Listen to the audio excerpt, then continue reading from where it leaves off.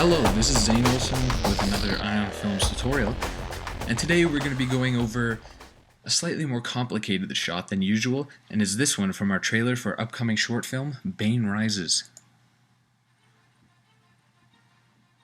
Yep, we're going to be adding snow and 3D over some New York stock footage, or Gotham stock footage, I mean. So we're going to be going over adding snow in Particular 2, we're using CameraTracker by the Foundry over stock footage, and a simple sky replacement. Let's get started. The first thing you want to do is download some stock footage. Now I download mine from a site called Video Blocks, and when you join this site, you join for 7 days and you get 7 days of free downloads. You get 20 downloads a day for 7 days, and after the 7 days you can just cancel your payment and your account is finished, and you can keep all the stock footage you downloaded. So, let's get started. I'm opening up After Effects here. I'm going to come over to Finder and select the stock footage I downloaded, City Water View 1 or something like that, drag it into the project window, and then bring it down into the New Comp button. Now that will create a new comp with the exact dimensions and frame rate as our stock footage. Now the first thing we're going to do is reduce the interlace flicker. As you can see, I already have the effect here. But to get it, just type it in up here into the Effects and Presets window, or you can come up to Effects, Blur and Sharpen, and reduce interlace flicker right there. So if I click it, it will be applied. So what you're going to want to do is you're going to want to zoom in and come over to a place where you can see the interlace really well. Right here, you see where it looks like a zipper. And then just bring up the softness until it looks so good. Not too much, because then that will skew the entire image, but just enough to reduce the interlace. And for me, it's about 1. So if I go back, you can see that the image overall looks a lot cleaner. Now you might have a problem at the edges here. You can see right here where the skew has happened and brings the bottom pixel up, but in full zoom it's not going to be too much of a problem. You can, however, come over to here, press S, or toggle this down to transform and select scale, and you can scale it up to 100.5 or 101 or whatever to get rid of whatever skew has happened. But I'm just going to leave it as it is. So what we're going to do now is we're going to track our footage. I'm going to come over here to the Effects and Presets and type in CameraTracker. And then I'll drag that onto my footage. Now I'm going to decide how long I want my footage to be. I'm gonna make it just 3 seconds. Now you can hit N to bring in the comp timeline, the work area, and then right click and bring trim comp to work area, and then that will make your comp the total length of your new work area. What I'm gonna do next is come over to Camera Tracker options and select Track Features. Now what that's gonna do is it's just gonna subtract some high contrast pixels from your footage, and it's going to go all the way to the end, and then it's going to go all the way back. So it's going to play through twice, once forwards and once in reverse.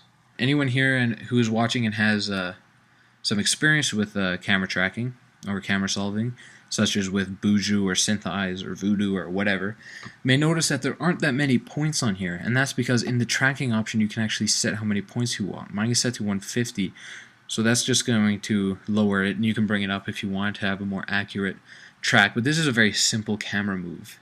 It's basically just a pan. So I'm gonna keep it at a low number. So there, it's done tracking. We got these track points on there. Now what it's gonna do is it's gonna determine how slowly the pixels in the back move in relation to how fast the pixels in the front move, to determine where the camera is placed above the scene and how fast it's moving. So then you come over here to Solve Camera, and it doesn't take very long. Works pretty quickly. And then it will tell you solved. Press OK, and then the next thing to do is to press Create Scene. What that does is it creates a camera and a null object. Now what we're going to do is we're going to select our footage, select Camera Tracker. So what we're going to do is we're going to come over to this back point here, Command click, Control click if you're on a PC, and select Create Null Object. What that will do is it'll create a null object in that 3D position that sticks to your footage layer. So what we're going to do next is create a solid. And there's a couple ways you can create a solid. First, you can right click on the gray area in your project window and go New Solid. You can come up to Layer, New Solid, or if you're into keyboard shortcuts like me, you can press Command Y or Control Y if you're on a PC, and that'll create a solid. Now you want to create a solid that's quite a bit bigger than your comp, and I'll explain why in a second. Press OK. Now the reason you want this bigger than your comp window is so that when you create the track mat and it's all tracked, you don't want the edges of the solid peeking out on the side, otherwise that won't cut that part out. So what we'll do, because this is a 3D comp now, 3D camera, is we're going to create black solid as 3D layer. Then we're going to come down to the null object we created, press P, select the position, copy the position, come over to the black solid, go to the position, and edit paste. It's a little bit skewed, but that's okay, you can just move it. And what that has done is it has tracked the black solid to the footage. What we'll do first is we'll bring the black solid down just above our footage layer, turn off the black solid, select the pen tool at the top here, and click outside of the comp where you imagine the horizon line to continue to, and then we're going to click on the other side to where the horizon line will continue to. Now without letting go, we're going to hold it and create what's called a Bezier curve. We're going to select this handle and pull it until the curve matches the curvature of the horizon, and then we're going to close the black solid. Now what that has done is it's created a black solid there that sticks to our footage layer just above the horizon.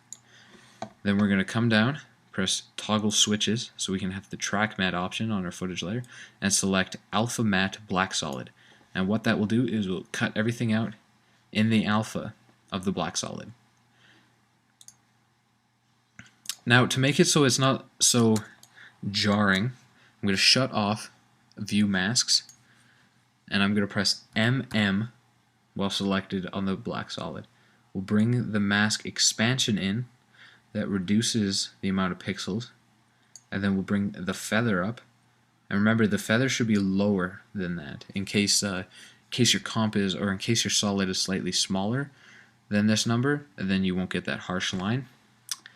So now we have a nice faded horizon line, and as you can see, it sticks to our footage layer.